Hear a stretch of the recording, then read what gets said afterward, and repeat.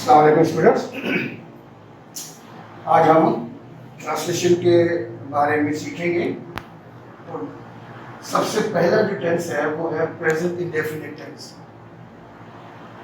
Tenses पे जाने से पहले कुछ बातें मैं आपके जहन में लाना चाहता हूँ कि आमतौर पर ये समझा जाता है कि translation is a mean of only tenses. ये बिल्कुल मिसकंसेप्शन है। जितने भी all the sentences that we speak, that we write, that we listen do not belong to tenses. बहुत सारे बेटा इसमें ट्रांसलेशन होती है जो टेंसेस की नहीं होती, ये लिमिटेड है। लेकिन इसके अलावा बहुत सारी ऐसी चीजें हैं जो कि वो टेंसेस की नहीं होते थे। हम हर सेंटेंस को टेंसेस के फ्रेमवर्क में देखते हैं और उसके हिसाब से फिर हम गलती कर जाते हैं। नंबर 1। नंबर 2 है जितने, क्योंकि हम टेंसेस स्टार्ट कर रहे हैं तो इसके बारे में बता दूं कि every Urdu sentence, every spoken और written Urdu sentence does not belong to tense, but if that belongs, that points out to major things. दो चीजें जो है हर उर्दू का फिक्रा जो है, अगर वो टेंसेस का है तो वो दो चीजें अपने साथ बताता है और लाता है, और वो चीजें आपको बताना होगा, चेक करना होती है इसमें। नंबर 1, लास्ट के 2 words, the last 2 words are very very important, क्योंकि जो लास्ट का जो लफ्ज होता है या जो अल्फाबेट होता है वो हमें टेंस के बारे में बताता है, और सेकंड लास्ट जो है वो हमें उसकी काइंड के बारे में बताता है। हमने पहले ही सीख चुके हैं कि बेसिकली देयर आर 3 टेंसेस और आगे उनकी 4 काइंड्स हैं। तो इसका मतलब ये है कि last 2 words point out 2 major things. Number 1 tense and number 2 kind of tense. और ये फिर मैं दोबारा कह रहा हूँ कि अगर कोई भी ऐसा उर्दू सेंटेंस आप देखते हैं, you need to check the identification, come to the end of that Urdu sentence. उसकी आइडेंटिफिकेशन बिल्कुल लास्ट के 2 अल्फाज में या 2 अल्फाबेट में होती है। और ये याद रखिएगा बात बेटा कि लास्ट का वर्ड जो है that tells about the tense and the second last that tells about the kind of tense. Clear? अब दूसरी बात याद रखिएगा बेटा, any sentence that you needed to change into or transform into English, no rush it. इसमें आप जल्दी नहीं करें, क्योंकि इनिशियल स्टेजेस में आप ये थोड़ा सा करते हैं बच्चे, आप उसको देखिए, पहले देखिए, सबसे पहले आपको आइडेंटिफाई करना होता है sentence, either it is of present, past or future. Number 2, if that is of present, what kind of present tense it is. As you know, there are 4 kinds of tenses. Is it clear? Okay, let's come to our actual point. We are going to start. Let's get started. Present indefinite tense. हम कब इस्तेमाल करते हैं, कहाँ इसका इस्तेमाल है, क्यों इसका इस्तेमाल करते हैं। जैसे कि मैंने लिखा हुआ है, इसकी आइडेंटिफिकेशन ये है कि मोस्टली हम इसको यूज करते हैं हैबिट्स। जितनी भी आपकी आदत होती है, हैबिट्स होती है, वो जब भी ट्रांसलेट होंगी that will be translated into present indefinite tense. Second thing है routines।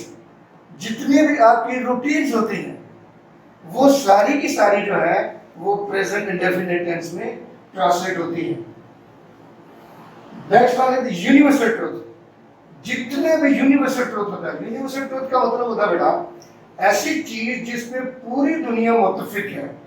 आप देखिए जैसे मैंने ये लिखा हुआ है, सूरज मशरिक से निकलता है, इट्स यूनिवर्सल ट्रुथ, और इसको पूरी दुनिया मानती है। और ऐसी जब भी यूनिवर्सल ट्रुथ होते हैं उसको हम प्रेजेंट इंडेफिनिट टेंस में इस्तेमाल करते हैं, उसका ट्रांसलेशन करते हैं। अब क्योंकि हम एज ए स्टूडेंट और एज ए एशियन स्टूडेंट और specially as a Pakistani student हम ये चीजें तो बाद में देखते हैं। सबसे पहले मैंने कहा कि 2 लास्ट के अल्फाज है वेरी वेरी इंपॉर्टेंट। अब मैं उसको उस तरीके से बताता हूँ कि अगर उर्दू का any Urdu sentence that ends at ता हूं, ते है, ती है, ते है पे खत्म होगा, तो definitely be very very sure कि वो सेंटेंस जो है वो प्रेजेंट इंडेफिनिट टेंस का है। अब देखिए आइडेंटिफिकेशन, क्योंकि हम 12 काइंड्स पढ़ेंगे, ऐसा ये याद रखिएगा बात बेटा, जो आइडेंटिफिकेशन किसी एक टेंस की होगी वो बाकी 11 में कभी भी नहीं होगा। इट्स अ की point two keep in mind. जो आइडेंटिफिकेशन किसी एक टेंस की होगी वो बाकी 11 में कभी भी नहीं होगा। लिहाजा आपको you need to keep in mind कि आइडेंटिफिकेशन उस सेंटेंस की क्या है। तो अगर मैं यहाँ पे आपके लिख दूं कि any Urdu sentence that ends at ता है, की है, ता हूं, ते है और ती है, जितने भी सेंटेंसेस इसमें आएंगे इनके आखिर में ये आएंगे, देखिए वाजिब को मिलेगा, तो बिल्कुल कॉन्फिडेंट रहिए, बिल्कुल श्योर हो जाइए कि वो सेंटेंसेस जो हैं वो प्रेजेंट इंडेफिनिट टेंस के हैं। देखिए इसको देखिए, मैं रोजाना स्कूल जाता हूं, देखो ता हूं आया बेटा। दूसरा देखिए, हम शाम को फुटबॉल खेलते हैं, ये है। खुदा हम सबको प्यार करता है, ता है। उस्ताद साहब नया सबक पढ़ाते हैं, ते हैं। तो जितने भी सारी चीजें होंगी ये प्रेजेंट इंडेफिनिट टेंस की होंगी। पहला स्टेप बेटा ये होता है to identify the Urdu sentence.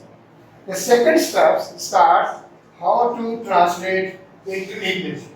और ये देखिए मेथड पे बात है बेटा, तो मोस्टली हम 3 तरह के सेंटेंसेस जो है बनाते हैं। पहला अफर्मेटिव सेंटेंस, सेकंड है negative sentence and third one is interrogative sentence. अब देखिए हम क्यों बनाते हैं, देखो अफर्मेटिव सेंटेंस में we use first form of the verb if we have I, we, you, they as a subject. Then again, first form के साथ हम s और e ऐड करते हैं. We add s or s to the first form of the verb when we have subject as a he, she, it, and name. ये affirmative का sentence बेटा. अब we come to the negative बेटा. We use do not or does not. Okay, in negative sentences we have options do not or does not. And there is a difference between we use do not with I, we, you and they and does not with he, she, it and name.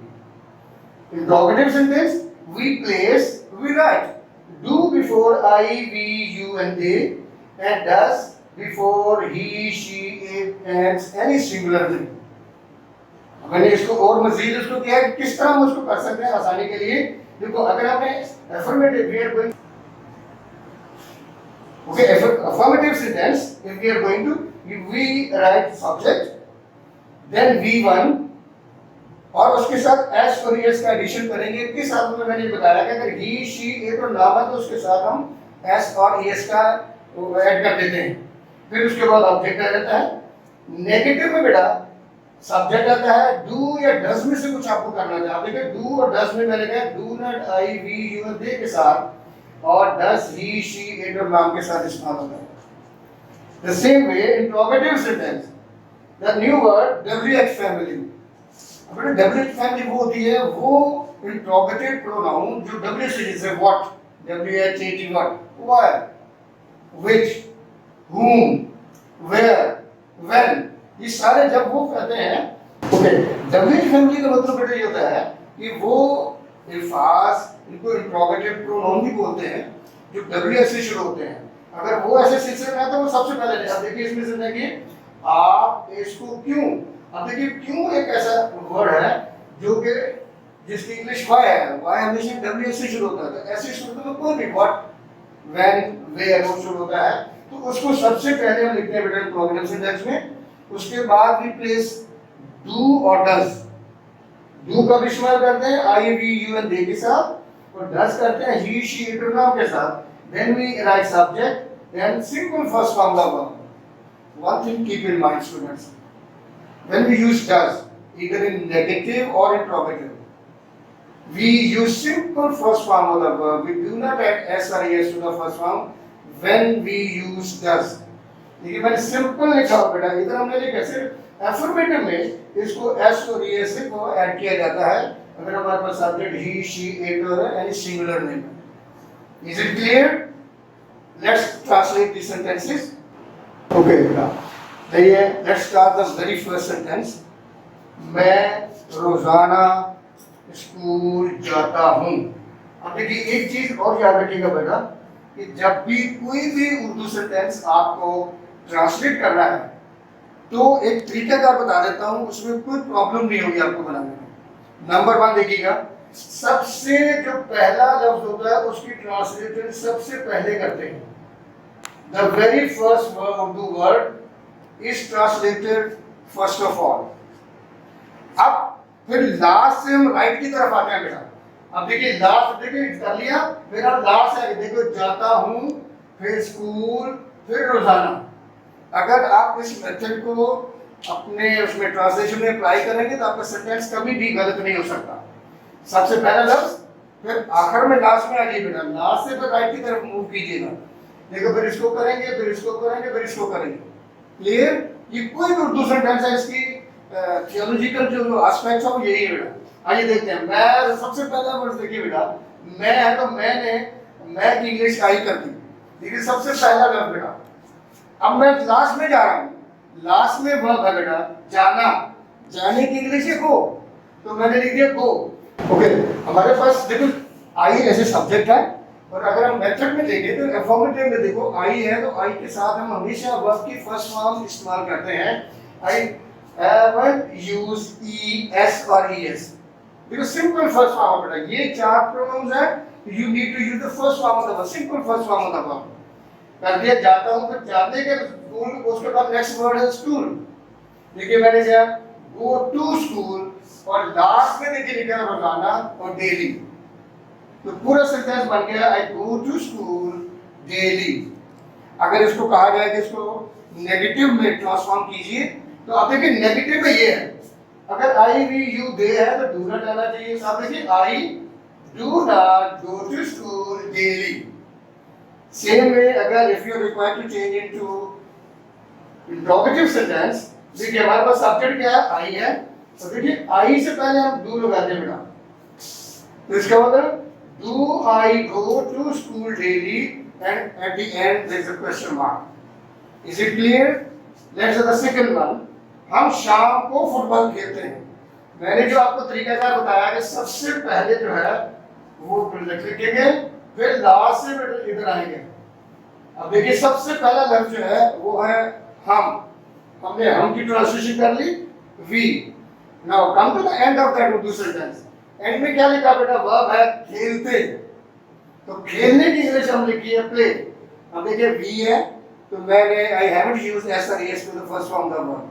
Why? उसकी वजह ये है कि हमारे पास जब ये इनमें से 4 में से कोई प्रोनाउन होगा तो there is no need to use S और S to the first form of the verb, simple first form of the verb.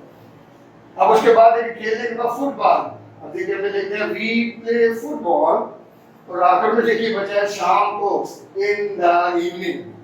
तो पूरा सेंटेंस बन गया we play football in the evening. अब इसको अगर हम नेगेटिव बनाना है तो बेटा हमारे पास वी है, तो वी को देखिए बेटा डू ना लगना चाहिए. पहले we do not play football in the evening. Interrogative में देखिए सब्जेक्ट वी है तो वी से पहले डू लगाया हमने. पहले है do we play football in the evening at the end there is a question mark. Clear? अब ये और तीसरा करते हैं बेटा. खुदा हम सबको प्यार करता है. अब देखिए सबको, खुदा सबसे पहले बेटा, खुदा है, अल्लाह है, गॉड जो भी आप लिखें, सबसे पहले हम उसको फिर उधर से प्यार करता है हम सबको. इस तरह हम इसकी ट्रांसलेशन करेंगे बेटा. आप देखिए क्या लिखा है. सबसे पहला word God. We need God, Allah लिख लीजिए, it's totally up to you. अब देखिए प्यार करते हैं. अब देखिए गॉड जो है हमने लव के साथ एस का एडिशन किया है. अगर आ जाइए तो देखिए अफर्मेटिव में अगर हमारा ही शी इट और नाम है, कोई भी नाम है, तो वर्ब की फर्स्ट फॉर्म के साथ एस और ई एस को हम ऐड करते हैं, उसका एडिशन करते हैं। तो गॉड के नाम है तो लव्स आ गए, हम सबको, us all, God loves us all. Negative में देखिए बेटा, तो अब देखो नाम है कोई, तो अब डू नॉट नहीं होगा बल्कि क्या होगा, डज नॉट होगा। तो जब भी डज का लफ्ज आएगा, देखिए मैंने लिखा है, जब भी डज का लफ्ज आएगा तो सिंपल फर्स्ट फॉर्म मतलब वर्ब यूज करेगी, फिर उसके साथ हम एस और एस को ऐड नहीं करते। तो God does not love us all. Interrogative में देखिए बेटा गॉड डज, तो ये देखिए डज आना चाहिए शुरू में, does God love us all. चीज नोट कीजिए बेटा, मैंने डज इस्तेमाल किया तो मैंने वर्ब के साथ एस और एस नहीं लगाया। अगर गलती से लग गया तो वो सेंटेंस गलत हो जाएगा बेटा। ये छोटी छोटी चीजें हैं, छोटे छोटे क्लू हैं that you need to keep in mind. Let's have another sentence. हम देखिए उस्ताद साहब नया सबक पढ़ाते हैं, और ये मैंने मेथड आपको बता दिया कि सबसे पहला जो लफ्ज आता है वो सबसे पहले उसकी ट्रांसलेट की जाती है, फिर एंड से स्टार्ट करते हैं, राइट की तरफ आते हैं। सबसे पहला लफ्ज देखिए उस्ताद है, तो उस्ताद को मैंने दी टीचर लिख दिया। अब लास्ट में आगे बेटा पढ़ाते हैं, पढ़ाना वर्ब है और पढ़ाने की इंग्लिश टीच है, लेकिन मैंने इसके साथ ईएस लगा दिया। देखिए उस्ताद कोई नेम है, इट्स अ नेमिंग वर्ड। अब कोई भी नेमिंग वर्ड आता देखिए लिखा हुआ है, कोई भी ही हो, शी हो, इट हो, नेम हो, तो वर्ब की पहली फॉर्म के साथ एस या ईएस को ऐड कर दिया जाता है। तो मैंने चूंकि ये नाम है, जैसे मैं टीच नहीं बल्कि टीचेस कर दिया, ईएस को ऐड कर दिया। फिर उसके बाद क्या बचा बेटा, नया सबक, न्यू लेसन। तो सेंटेंस बन गया the teacher teachers new lesson. अब अगर इसको नेगेटिव में बनाएंगे तो बेटा नाम है, तो नाम में देखिए बेटा ये लिखा हुआ है कि हमारे पास नाम है, तो इसी में देखिए नेगेटिव में डज नॉट का इस्तेमाल करते हैं बेटा। तो बिल्कुल इसी तरह मैंने the teacher does not teach, अभी मैंने आपसे रिक्वेस्ट की है कि जहां पर डज का इस्तेमाल करते हैं इधर इन नेगेटिव और इंट्रोगेटिव, एस और ईएस इज नॉट एडेड, तो इसीलिए मैंने देखो the teacher does not teach, अब यहाँ पे ऐसे ईएस नहीं लगाया बेटा मैंने, न्यू लेसन। तो दूसरा देखिए इंट्रोगेटिव देखिए, क्योंकि टीचर नाम है लिहाजा आपने देखिए कि नाम है तो हमने डज को शुरू में प्लेस करते हैं, रखते लिखते हैं does the teacher teach new lesson and question mark again. Point out देखिए याद रखिएगा, इसके साथ एस और एस नहीं लगाया। ये छोटी छोटी चीजें हैं जो आपको याद रखनी है, अगर एस लगना है तो लगाना है, अगर नहीं लगना तो नहीं लगना है, तो इसका मतलब ये चीज आपको रखनी है। अब भाई आप डब्ल्यूएच फैमिली वाला एक सेंटेंस करते हैं, और वो है आप उसको क्यों तंग करते हो। अब देखिए हमने सबसे इधर देखिए इंट्रोगेटिव सेंटेंस की फॉर्मेशन में हमने लिखा है कि कोई भी डब्ल्यूएच वर्ड होगा that will be placed in the beginning of sentence before do और डज। तो इसमें देखिए आप उसको क्यों तंग करते हैं, क्यों एक डब्ल्यूएच फैमिली है, तो सबसे पहले मैंने उसको लिखा, फिर आप सब्जेक्ट लिखिए उसको, आप यू है तो यू से पहले आप क्या लगाएंगे, डू लगाते हैं, लिहाजा ये आ गया why do you tease him. अब हिम भी कर सकते हैं बेटा, हर भी कर सकते हैं, ये आपकी अपनी मर्जी है। तो पूरा सेंटेंस बनेगा why do you tease him और हर और question mark. Is it clear? अगर कोई आपको समझने में प्रॉब्लम है, कहीं पे आपको कुछ थोड़ी सी क्यूरी है, कोई बात पूछना चाहते हैं, I very anxiously will be waiting for your response. मुझे आप बताइएगा, इसको मजीद और अच्छे तरीके से बताया जाएगा। अच्छा, बिफोर वाइंडिंग इट अप, अब तक मैंने 4-5 सेंटेंसेस करती हैं, rest of sentences you need to translate into English the way I have told you. Keep all these points in mind, और उसके ध्यान में रखते हुए आप इसको कीजिएगा। इसके बावजूद कोई आपको प्रॉब्लम है, आपको इंशाल्लाह आपको गाइड किया जाएगा, आपकी रहनुमाई की जाएगी। Thank you.